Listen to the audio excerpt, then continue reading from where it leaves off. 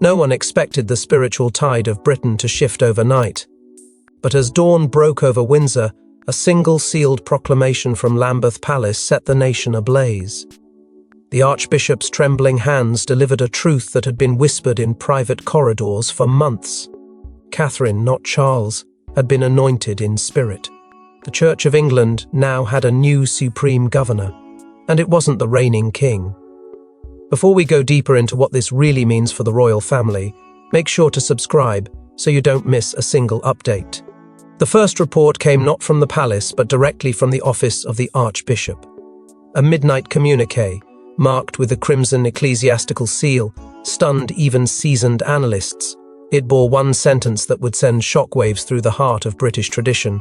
Let it be known, by the affirmation of the Holy See of Canterbury, that Her Royal Highness Catherine shall now serve as Suprema Custos Fidei, Supreme Governor of the Church. With those words, centuries of royal precedents were upended. The monarchy, though still standing, no longer held unchallenged dominion over the Church. For the first time in modern history, spiritual authority had been transferred without the monarch's direct consent. By sunrise, Catherine's name was already etched into the official church registry in Lambeth, beneath the heading that once bore Elizabeth's. This wasn't ceremonial.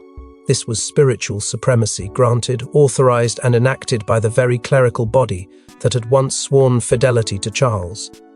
The public was quick to respond. Across social media and national broadcasts, the country split awe and allegiance clashed with confusion and fury. To some, it was a long overdue realignment of moral leadership. To others, it was a constitutional ambush wrapped in sanctimony. But one fact remained unshakable. The Archbishop had not consulted the palace, nor had he sought Parliament's approval. The decision had already been executed. Inside the palace walls, panic collided with silence. Camilla, known for her deep investment in ceremonial traditions, was reportedly blindsided. Staff members leaked whispers of late-night emergency calls and internal disbelief. Charles, whose own faith had long been at the heart of his reign, offered no immediate comment, a silence more deafening than any statement. The Archbishop, when pressed during a closed-door clergy meeting, merely responded, "The path was set before us. We have only followed the light." But the most damning revelation came from within the archives of Lambeth itself, confidential letters exchanged between the late Queen Elizabeth and the Archbishop, dating back nearly a decade. They contained references to Catherine's spiritual insight, her quiet theological mentoring, and even coded blessings that suggested a long-considered destiny. Insiders began to murmur a name that had once been reserved for the realm of theory, Sanctum Clarion. It wasn't just a code, it was a long-buried ecclesiastical contingency plan, a quiet restructuring of spiritual succession crafted by Elizabeth herself in the final decade of her reign. Catherine, it seems, had not been suddenly chosen. She had been quietly groomed, shaped in silence, hidden in plain sight, until the moment came when the old covenant would be rewritten in full view of the world. This was no accident. This was prophecy manifest. But if the nation was stunned by the appointment, what followed next would shatter the boundaries between throne and altar forever. As Catherine stepped into her newfound spiritual role, Camilla was nowhere to be seen. Sources confirm she locked herself in her private Clarence House suite for 13 hours. The Queen Consort, once groomed to support Charles in faith and rule, now found herself unmoored, watching Catherine ascend not just in power, but in divinity. And Charles, he didn't utter a word publicly for 48 hours. Behind the towering gates of Clarence House, silence became a language of defeat. Staff whispered of a shattered wineglass, of a silk robe tossed across the floor, of a woman confronting a truth she had long dismissed as fantasy. Camilla had once believed the throne came with spiritual inheritance, that as Charles's queen, she too would carry the church's ceremonial grace. But when Lambeth's declaration echoed across the kingdom, it was not her name that rose. Beside Charles's, it was Catherine's, not by marriage, not by tradition, but by divine appointment. Her absence from the ensuing ceremonies was deafening. Not a single appearance beside the king, not a nod at the televised prayers from St. George's Chapel, not even a prepared statement from her press secretary. Instead, the cameras caught only shadows, a flurry of blinds drawn shut, gates locked, and a calendar suddenly cleared. But behind those locked doors, the silence cracked. Insiders confirmed that Camilla confronted Charles in what was described as a break in the foundation. She demanded answers not from her husband, but from the man who was meant to stand between her and Catherine's shadow, the Archbishop. And yet, his phone remained quiet. Her calls went unanswered, her relevance suspended. Meanwhile, across Westminster, the weight of Catherine's spiritual authority began to manifest in public ritual. Alone, she entered the abbey, her steps calm, her gaze unwavering. There were no escorts, no trumpets, no grand declarations. Yet the silence that surrounded her bore the gravity of something ancient. It was a haunting echo of Elizabeth I, walking into sacred halls alone, surrounded by the burdens of sovereignty and isolation. The symbolism was unmistakable. The Queen of Hearts was becoming something more, not merely a royal figure, but a vessel of sacred continuity. The palace itself splintered in council. Advisors close to Charles urged restraint, warning that any public rebuttal would provoke backlash from both clergy and public alike. Others, loyal to the Queen Consort, called for a firm response, a delay, a revision, some gesture to reassert her place. But Catherine's momentum was not to be paused. Those who understood the undercurrents knew this was more than sudden favour. It was the flowering of something planted long ago, one chilling detail resurrected. Faced, Camilla had once been invited to early liturgical briefings under Queen Elizabeth's quiet guidance, a gesture many believed was symbolic. But months later, without explanation, her attendance was quietly revoked. The Queen, known for her precision, had seen something others had missed. A seed of doubt, perhaps, a shift in vision. And now, years later, that subtle decision seemed prophetic. As the media clung to the silence from the king, murmurs grew that he had reached out to the Archbishop for a private dialogue, a plea perhaps. But the call, though recorded by palace staff, went unanswered. There was no scheduled meeting, no callback, no acknowledgement. The ecclesiastical gate had closed. And Catherine, without confrontation or demand, now stood at its centre. While Camilla mourned the collapse of her influence, the deeper question loomed. Had Catherine been chosen long before anyone realised? Buried in the Queen's private chapel at Balmoral, a sealed velvet pouch had rested for over a year until now. Its contents, retrieved by Princess Anne under solemn command, contained a signed codicil from Queen Elizabeth herself. Not a will, but a spiritual decree. One that confirmed what the Archbishop had dared to declare. Catherine had long been the Church's true heir. The retrieval was no accident. It came not from curiosity, but from a pre-written directive triggered by the Archbishop's declaration. The late Queen's private secretary, bound by a clause known only to the royal inner circle, contacted Princess Anne with one message: the flame must be uncovered. No explanation, no hesitation. Anne travelled to Balmoral alone, accompanied only by 2 royal archivists and the master of the chapel. Beneath the aged stone flooring, behind a narrow panel in the Queen's pew, the velvet pouch awaited untouched, sealed with wax bearing Elizabeth's personal insignia.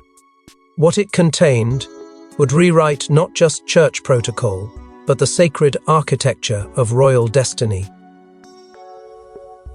Inside the pouch lay a single document, its heading handwritten and framed in gold ink. Read, Appendix Reginae Sanctae, Fide et Coronae.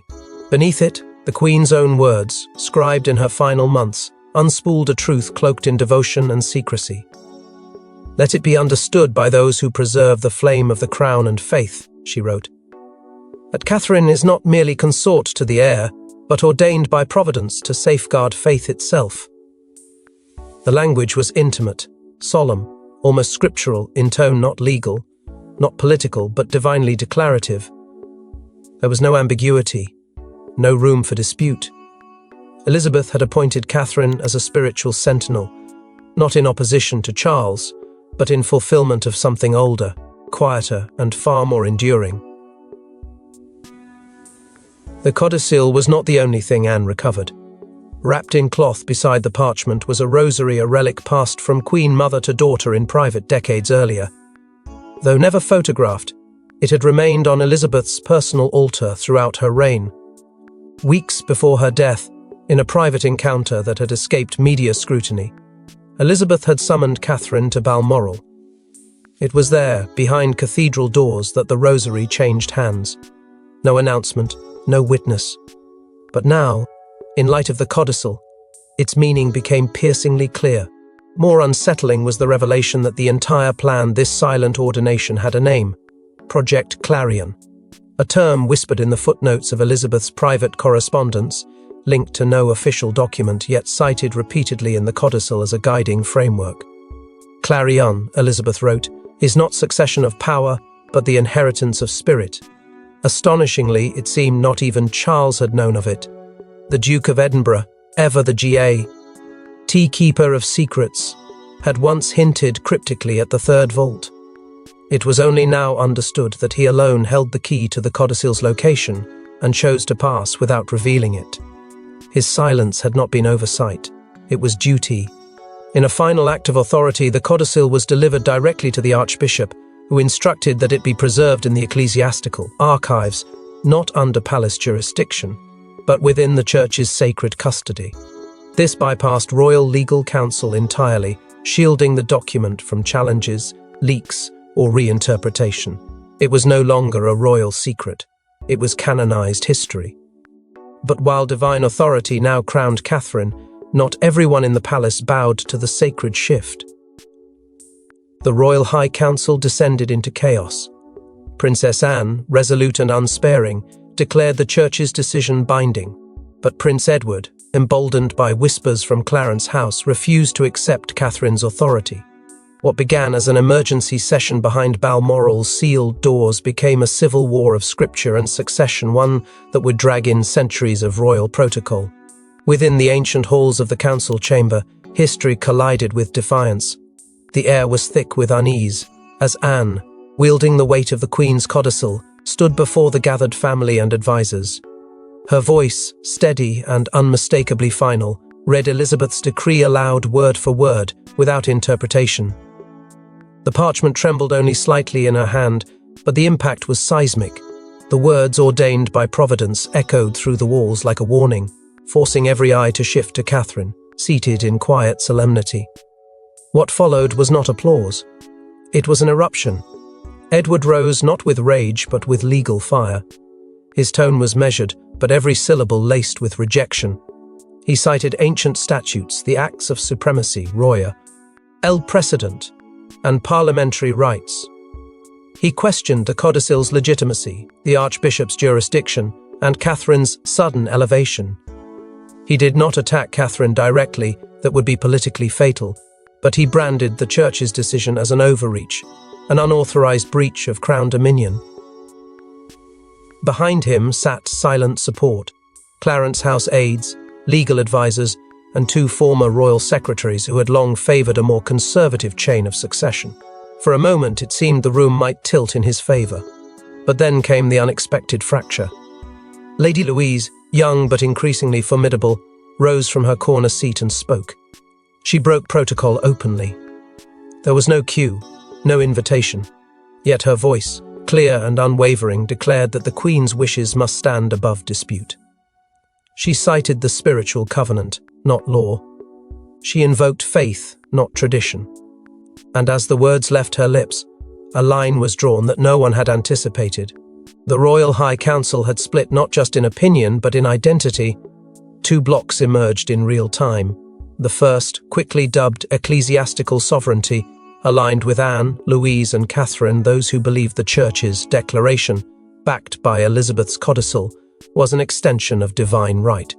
The second, traditional Crown authority, coalesced around Edward and his allies, demanding that any shift in power, spiritual or otherwise, pass through parliamentary and constitutional gates. What should have been a ceremonial acknowledgement became a bitter and emotional divide, one that left royal staff stunned, and the monarchy's inner fabric unravelling. Even more unsettling was the Archbishop's conspicuous absence. Though formally invited, he declined to attend, offering no explanation. His silence only deepened the mystery. Was it strategy, fear, or had the Church deliberately distanced itself from The crown's impending implosion? Charles, for his part, remained unreachable. His absence, long minutes stretching into hours, sent a chilling message. Some read it as neutrality, others whispered it was consent, and just as the palace tore itself apart over doctrine and destiny, an ancient rite long thought lost was suddenly resurrected. At precisely midnight, under torchlight within the Chapel Royal, Catherine was led to the ancient stone altar last used by Queen Victoria. There, in utter secrecy, the Archbishop anointed her with holy oil, a rite never performed for a consort, only for monarchs. Those who witnessed it were required to sign the vow of silence, but the truth leaked, and the monarchy would never be the same. What took place that night was not merely symbolic, it was sacred, clandestine, and irreversible. The decision to anoint Catherine outside the bounds of Parliament, without a royal decree or formal Crown Council approval, was unprecedented. Yet those who stood within the chapel understood the magnitude of what was unfolding. The Archbishop did not flinch. His hand, steady with authority forged from centuries of ecclesiastical lineage, carried the ancient vial of lionheart oil, a sacred blend once used only in times of existential crisis, reserved for kings who were called not to rule but to defend. And now it touched the brow of a woman who had never been crowned, yet now bore the weight of spiritual sovereignty. The circle was small, tight, and sworn to eternal silence. Princess Anne stood firm, carrying the Queen's final blessing in her presence. Lady Louise, once seen as a quiet royal footnote, now bore witness as a loyal protector of this secret transformation. The Bishop of York and 2 high wardens of the Ecclesiastical Council completed the circle, each chosen not for title, but for unwavering allegiance to the Queen's spiritual vie. Together, they watched as the Archbishop proclaimed Catherine with ancient words not uttered since the days of Henry VII. By covenant and oil, by flame and faith, you now hold the burden of the people's soul. When the anointing concluded, Catherine knelt not as consort, but as custodian of faith, a title older than the monarchy itself, long dormant, now awakened. A second title followed, Guardian of the People's Covenant, a designation created by Queen Elizabeth herself in private correspondence with the Church, meant for the one who would ensure moral continuity beyond sovereign bloodlines. As the Archbishop slipped a handcrafted liturgical ring onto Catherine's finger, identical in design to the one Elizabeth wore at her coronation in 1953, the room fell into absolute silence. And then came the song. A hidden choir, concealed behind the ancient wooden panels of the chapel, began to sing a hymn that had never been heard publicly. Composed by Elizabeth in her final years, and guarded by the master of the chapel, it was called The Last Benediction. The hymn was written not for a monarch, but for a guardian. Its melody, slow and haunting, carried a spiritual weight that none present could explain, only feel. With each note, the transformation sealed itself in something higher than tradition. This was not rebellion. This was resurrection. The vow of silence, signed that night in ink and sealed with the Church's crest, was meant to protect the sanctity of the ritual. But by dawn, fragments had already slipped through cracks. A courier overheard words never meant to reach the outside. A note scribbled by a choir boy made its way to a distant cousin of a Parliament aide, and then it spread not as rumour, but as revelation. What had happened was no longer a secret. It was scripture in motion. But as the holy oil dried on Catherine's palms, the political reckoning ignited, and it would begin with Parliament itself. Westminster was blindsided. No vote, no debate, no consultation. Catherine's name now stood beside Elizabeth's in the spiritual register without a single MP's approval. The House erupted. Emergency sessions were called. But the documents? They were already sealed in the National Ecclesiastical Archives, and behind closed doors, a powerful committee began drafting the Clarion Oversight Act. The political machinery, stunned into paralysis for 48 hours, suddenly ignited. What began as disbelief quickly escalated into fury. Both sides of the aisle, opposition and loyalist, demanded immediate clarification on the Church's unprecedented declaration. How could a member of the royal family, unelected and unendorsed by Parliament, assume spiritual supremacy over the Church of England without constitutional process? The Speaker's gavel couldn't contain the uproar. In rapid succession, 3 motions of inquiry were filed. But even as politicians scrambled to assert control, the reality was already etched in canon law, a different realm of authority, one Parliament had never dared to challenge directly. The leak came like a second lightning strike. An anonymous source exposed a secret meeting held days before the Balmoral codicil was unveiled. The attendees, the Archbishop of Canterbury, Catherine, and 2 former Prime Ministers, one Labour, one Conservative. No current cabinet members were present, no minutes were released. But speculation flooded the corridors. Had the Church coordinated this move behind closed doors? Had Catherine been preparing for spiritual command in parallel with royal protocol? Suddenly, the narrative began to shift from tradition to power play. With pressure mounting, the Clarion Oversight Act was proposed by a cross-party bloc led by senior constitutionalists. Its aim to re-establish parliamentary review over church declarations that affected the monarchy. On paper, it was a legal buffer. In practice, it was a direct attempt to roll back Catherine's newfound authority. But for every MP who viewed her rise as dangerous, 2 more feared the optics of open resistance. Outside Parliament, public sentiment surged in Catherine's favour. Her silence, her poise, her refusal to retaliate against critics. It all cultivated a kind of reverence. She didn't campaign, she didn't plead, and that, more than any press conference, won hearts across class and creed. The Labour Party was less restrained. In a fiery late-night session, one MP labelled the entire spiritual shift a soft ecclesiastical coup, accusing the Crown and Church of collusion. But even among the party's hardliners there was unease. The codicil bore Elizabeth's signature. The anointing was real. The Archbishop had not faltered. And more dangerously, whispers began circulating that Catherine held access to something even more sacred, the late Queen's private religious diaries. If true, those diaries could provide not only context, but foresight. And if she chose to release even a page, it could obliterate every legal challenge thrown at her.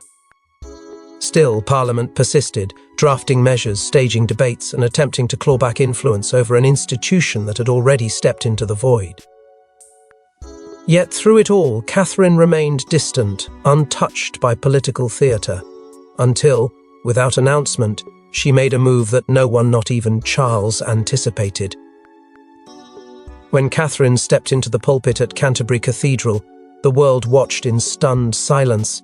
Dressed not in royal finery, but in a simple ceremonial robe, she began to speak not as queen-in-waiting, but as shepherd of the nation's spirit. And with each word, the air grew heavier, the past more alive, and the future unmistakably hers. A speech, titled The Covenant of Light, was never circulated beforehand, not reviewed by palace aides or political advisors. It came from her hand, her heart, her conviction. The opening words were a confession, not of sin but of inheritance.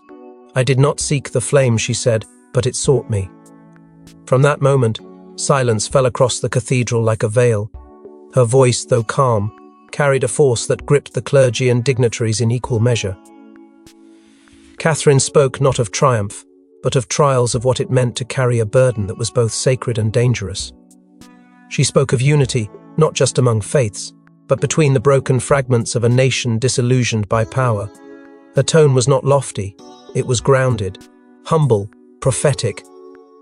What stunned those closest to the Queen's memory was how seamlessly Catherine wove phrases from Elizabeth's private hymn book into her sermon lines no one had heard aloud in decades, and many had believed were never to be shared.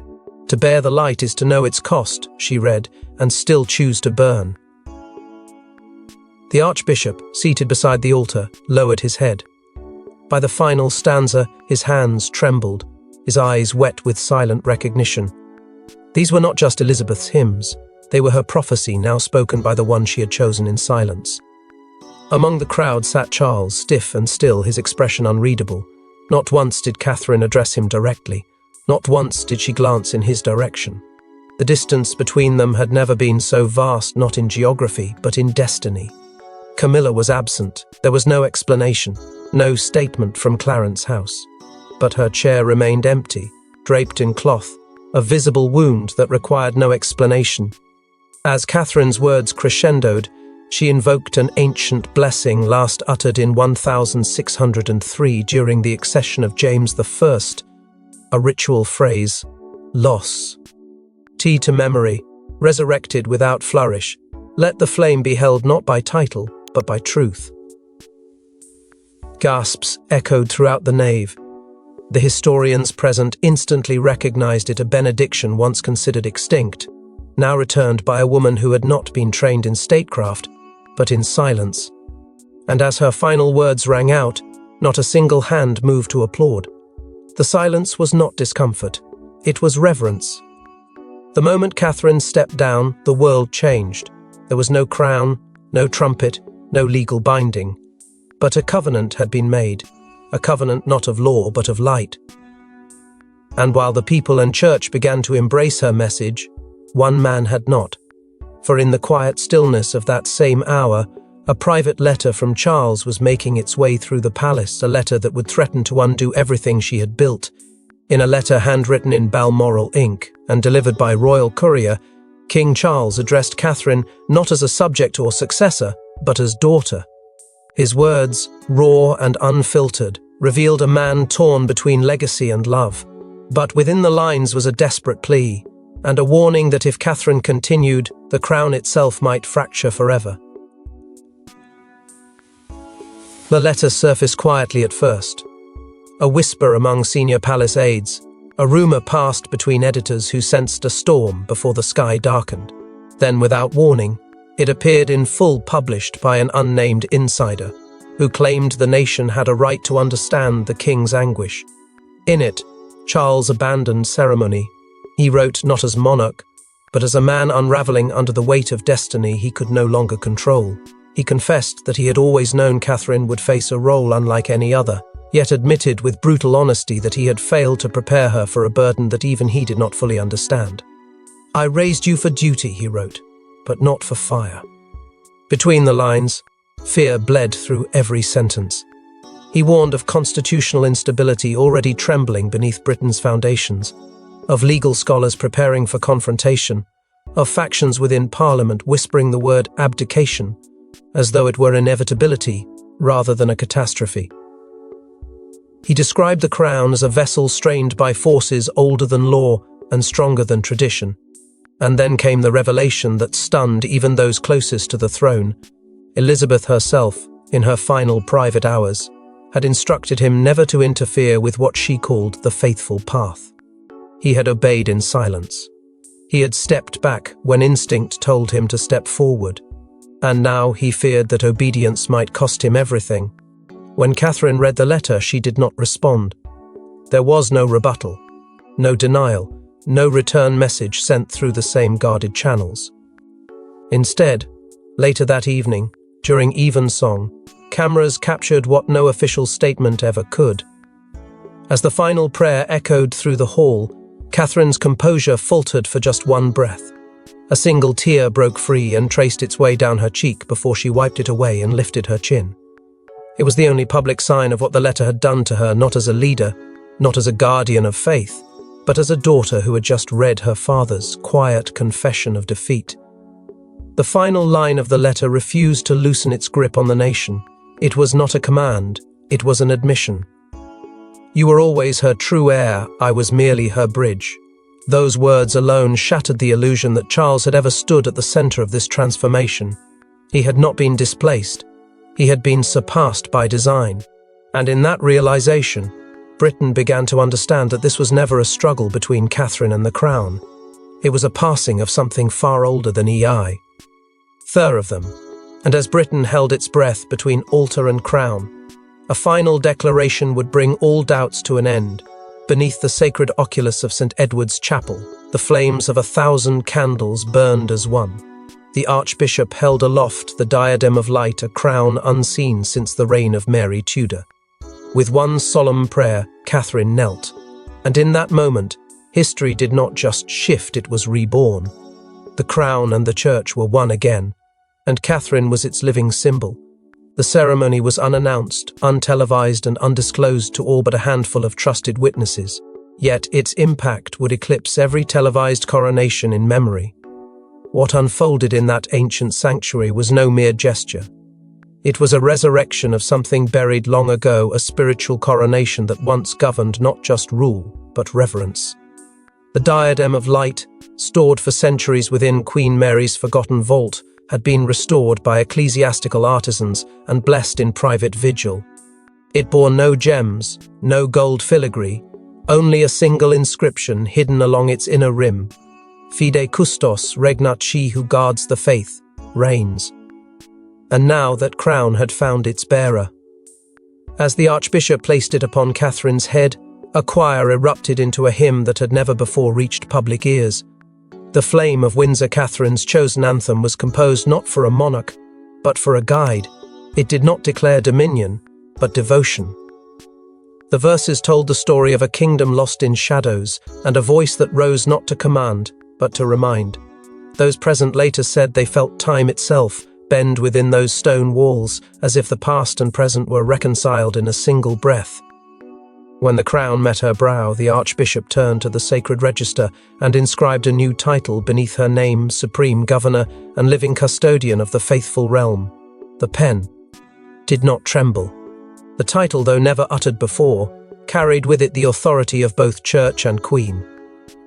From that moment, Catherine no longer stood in Elizabeth's shadow. She stood beside her in legacy and beyond her in spiritual reach. Messages began to pour in before dawn. From Rome, from Athens, from Jerusalem. International spiritual leaders sent private notes of support, some encrypted, some overt. The tone was not congratulatory, it was reverent. They recognized what many in Britain had not yet understood, that this was no challenge to constitutional monarchy, but a reclamation of its spiritual core. A declaration that morality need not wait for policy, it could be lived through presence, restored through posture. Meanwhile, the final fractures of resistance silently collapsed. Camilla, unable to withstand the growing symbolic shift, exited Britain for an indefinite sabbatical. No formal reason given. No timeline offered. Her departure was as quiet as her retreat from influence, and Charles, already adrift between abdication whispers and theological silence, withdrew from all religious affairs indefinitely, citing personal reorientation. In truth, his path had narrowed to observation. Leadership now stood elsewhere. Catherine had not just inherited the crown's spiritual command, she had rewritten the very covenant of kingship itself. But now, the world would wonder, what will she do next? Thanks for watching. Please don't forget to like and subscribe, and we will see you in next one.